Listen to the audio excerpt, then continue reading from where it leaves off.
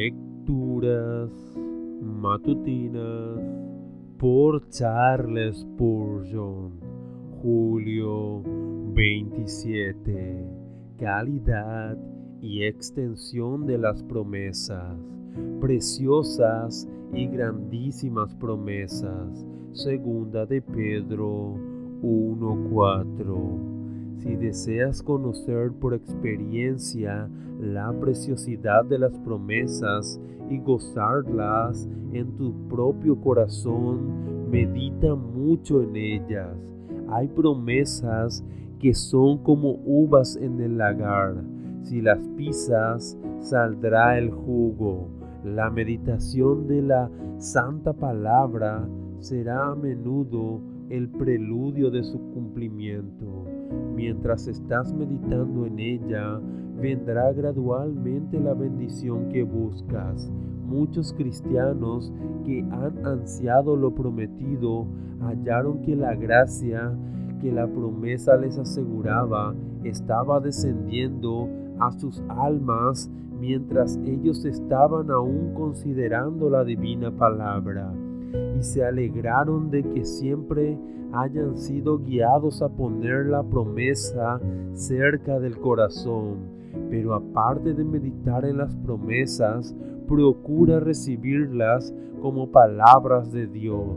Habla a tu alma así: si estuviese tratando con promesas de hombre, consideraría cuidadosamente la capacidad y el carácter del hombre que ha pactado conmigo.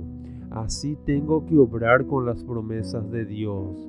Mis ojos no deben fijarse tanto en la magnitud de la merced, pues esto me puede hacer vacilar, sino más bien en la grandeza del que prometió, porque esto me alentará. Alma mía, el que habla contigo es Dios, el Dios que no puede mentir.